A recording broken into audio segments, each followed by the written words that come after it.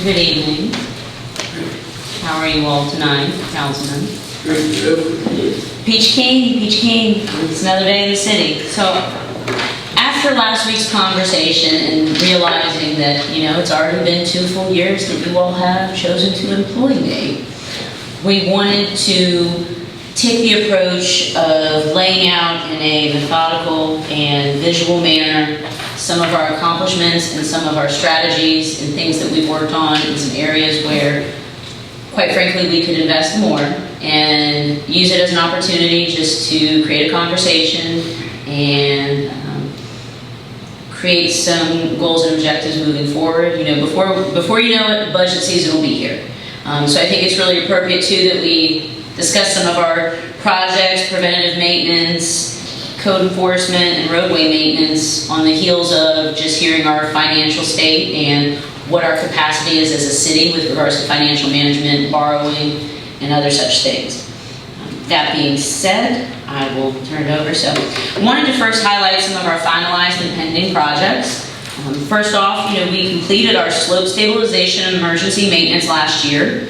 That was an over $2.2 million investment that council authorized city administration to partake in fixing poor thoroughfares that we travel. Also, we have completed Maple Avenue Phase 1 and 2. Phase 2 is undergoing its final substantial completion checklist. We're working to schedule that. That's valued at $1 million so far in public investment in infrastructure related to sidewalks, tree wells, lighting, and paving, and underground utilities as far as water and sewer. In FY21, we completed Allegheny Avenue with state of good repair paving to the tune of $429,000. Our total SGR, state of good repair paving program work done to date has been $1.7 million. We have our EQ basin at the wastewater treatment plant project moving along. That actually was advertised this last week, and we submitted the design to DEQ on September 10th. That's a $6 million project plus or minus based on market. We also have Project Sparkle, which is the Gordon's building. That's a $255,000 grant of in-kind. That's actually the site control that we have. As you'll see here, that's a photograph of the Gordon's building and a rendering of what it could be from our downtown revitalization plan. And down in the bottom corner, there is our Maple Avenue streetscape while it was still under construction. Moving on with some additional finalized and pending projects. Very pleased that we are moving forward with rail bridge replacement. That's been a priority of the city for years. There's $10.4 million in upfront funding in fiscal year 2022 from VDOT. Again, that is utilizing our $400,000 match is what we're contributing to what will be anticipated as a $13.4 million project. We are contributing $400,000. VDOT is providing the rest of the funds. We have our TA applications for Route 220 moving forward. All said and done, including the city funds and the VDOT funds with those, that could equate to $630,000 in investment in the 220 corridor for safety improvements for pedestrians and motorists. And we have the Rivermont Readaptive Use for housing. The estimated value of this development is $10 million. That is continuing to move forward. We are actively working with our developers, Landmark Development, and other stakeholders to continue to strategize for the March 2022 application with Virginia Housing. Down there on the bottom of your screen, that is the street view rendering and the bird's eye view of a potential layout of those units. And in the top corner, you have your pre-scoping report, rayon bridge alignment for the replacement. Now we're getting into some meat and potatoes. Wanted to talk about, by the numbers, overtime and short staffing. We are often challenged here with doing more with less, and oftentimes it also means doing more with less people. Often that actually comes from folks retiring. We have a seasoned workforce, and through no fault of their own, they are entitled to retirement, but we are continually doing more with less as it's harder to backfill positions. We compete for skilled workforce that everyone else is also competing for. So by the numbers, this year to date, since July 1st, we have spent $48,000 in overtime. Last year we had $208,000. That's up slightly from the $193,000 the fiscal year prior. So we have consistently run rather high with overtime. That is indicative of short staffing. That is something that myself and Human Resources have discussed with you all on prior occasions, just the concept of we are short-staffed. Even if we filled every vacant position we had today, we can always use more frontline positions to help get the job done because we are taxing our folks. That being said, wanting to focus on property maintenance and code enforcement. Code enforcement covers your tall grass, weeds, accumulation of debris. And in FY21, 107 letters were sent to property owners. In FY22, so far, since July 1st, we have sent 28 letters to property owners. We have mowed 206 sites with mowing through our contract mowing for high grass since June 2018. One of the reasons that we have lagged there is previously, going back to the staffing challenge, we had one staff member that was responsible for permits, building inspections, zoning, property maintenance, code enforcement, stormwater, and your E&S. So you had one person that was responsible for basically everything that could kind of keep your city on the aesthetic appeal and keep projects moving forward for the private sector or private residents. Want to point out to you, I know we often discuss certain hot topic addresses. There's a single residence on the northern section of the city that we've spent $970 on since June of 2018 with mowing. There's another single residence on the central section of the city that there's been over just about $4,000 almost since June of 2018. It's $3,998 to be exact. When we have to mow or clear weeds, this is the cost. So roughly on average, we're spending $1,000 a month on contract mowing for nuisance properties with high grass.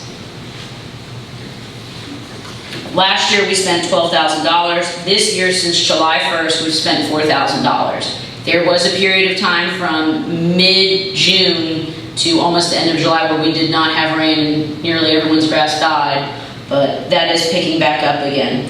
In FY20, the actual was $6,000, and prior to that, it was $4,000. In FY 2021, we moved that function over to property maintenance and code enforcement. Previously, it was with the police department, and they are also short-staffed in that regard.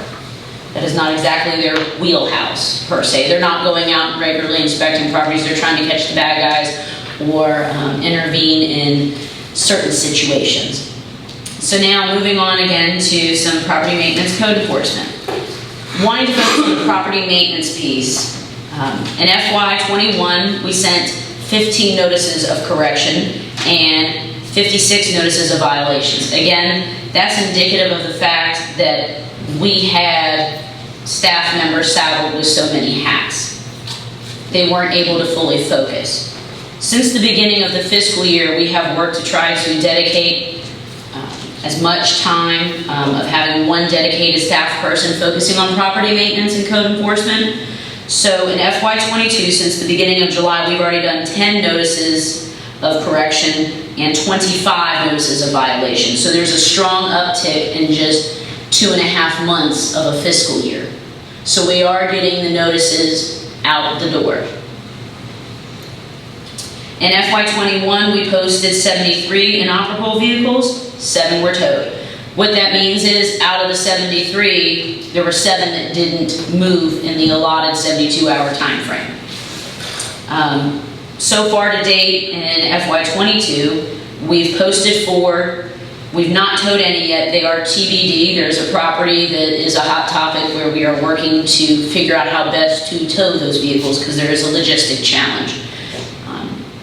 And in FY22, our demo and environmental work year to date, we've actually demoed 2 structures to a tune of almost $20,000.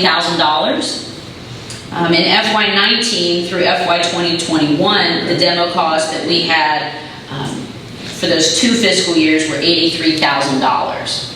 So this year, to date, we've only spent $19,000. And again, we're 2 months, almost 3 months into the fiscal year, so not quite through the first quarter. Moving on to roadways and our roadway maintenance efforts. In FY21, with paving, we did mill and overlay to the tune of $112,000, slurry seal to the tune of $51,000, which equates to the $164,000 that was in the budget. We also did emergency paving and guardrail work to the tune of $249,000 throughout the Route 18 corridor. We repaired in FY21 last fiscal year 973 potholes. I think that's very indicative of staff's productivity given the limited crew that we have. That includes our pothole blitz and just the regular routine as we see them patch them when we have the hot asphalt available. FY21 with pavement markings, given the size of our city and the size of our crews, to be paving, over 114,000 linear feet of white and 94,000 linear feet, of yellow, and then 94,000 of white. That says something about the work that our staff is doing. In FY22, we have not done any pavement markings as of yet. Wanting to highlight though, in FY22, we have decreased some of our roadway maintenance, for street paving. Part of that, you will recall, during COVID, when we began the budget process in FY 2021, we scaled back certain areas because of revenue projections and other things and engaged in conservative budgeting. So we did cut from paving as well as a wide array of other city departments. As you all may recall, we did an automatic 10% cut to pretty much every service we provided, and internally as far as internal agencies, and to agencies that we funded outside of the city, with the exception of food banks, social services, and the Community Services Board. We work to try to keep those intact given the pandemic, same thing with health department, those kinds of things. So sidewalks, this is another passionate topic of many. I often like to walk and enjoy our sidewalks, as well as walking in our roadways, especially downtown. In FY21, our repairs and maintenance was $14,000 that we had budgeted. In FY22, we've actually budgeted $50,000. We have substantially increased this line item. We've also actually started budgeting specific for projects. So allocating dollars for maintenance, which are smaller repairs and less intensive, and then outlining ones that we know are going to be much more time consuming of staff as projects, and dedicating funds. So Thacker Avenue replacement is estimated to be $50,000. That's roughly 305 feet by 5 feet, as far as 305 feet in length, 5 feet width. That will probably take our staff in-house workforces 8 weeks to complete once they start. And it will consume the majority of our workforce. And as you all know, with the size of our workforce, it's just a matter of timing between fall cleanup, then we have potential snow duty, we've got regular refuse duty, and also contending with COVID if folks go down, and we've still got to make all the other mandated services run. Sidewalk repairs and projects, FY19 and 20 by comparison, there was only $103,000 budgeted altogether. So that sidewalk money could have also been used for projects, maintenance, what have you, but that was 2 years combined. So really you were just doing, take the average of what we're trying to do just this year of $50,000 in 2 years potentially for both of those subject areas. So we've increased that significantly, and obviously, as you all know, in early fiscal 20, the Bluff project was completed, and we are happy that that one's finally done. So stormwater projects, this was actually a specific budgeted area and as of FY20. Our goal with this is to address stormwater and drainage project needs, especially we have a lot of areas given our geographic location with the fact that we're in a valley, we're prone to flooding or localized flooding in certain areas. Last year we completed drainage improvements to Beach Street, which was a substantial project in its length and complexity, and addressed localized flooding in that area. This year, we have $75,000 budgeted, and we will address 2 projects, Phillip and Hemlock. So as you can see in the chart down there, in FY20, we spent $100,000 in it. In FY21, we have $68,500 budgeted. That's based on project estimates. And beyond that, before I get to questions, just want to mention to you all that we have a kickoff meeting scheduled for Rayon Bridge on September 27th. Our Maple Avenue Phase 3 submission and goal target date for advertisement of that project will be December 31st of 2021. And recently, Tim Kane came and visited the Roanoke Valley Allegheny region and met with the Roanoke Regional Partnership on outdoor projects. The City of Covington, working with Allegheny County, Town of Clifton Forge, and Iron Gate, submitted projects as there was a request for wanting to know what shovel-ready projects were in the Roanoke area as far as outdoor projects. We submitted camping and drainage improvements, trail improvements, paving improvements for parking down at the sports complex, as well as the identified potential project of having a buffered bike lane at the end of the trail at the start of the city limits to focus on having some multimodal aspects on our main corridor to increase access to downtown and other parts of the city. Any questions? I do. Okay. On the 206 active activities with mowing charges since 2018, how much of that have we recouped back? To date, out of the dollars that have been spent for mowing, the way our revenue shows it as of now, we have probably recouped $1,000. And this one that we've, since 2018, spent $3,000 on 1 yard. How much of that do you think we got back? We have not recouped any. That's all. Thank you. Any other questions? All right, thank you all.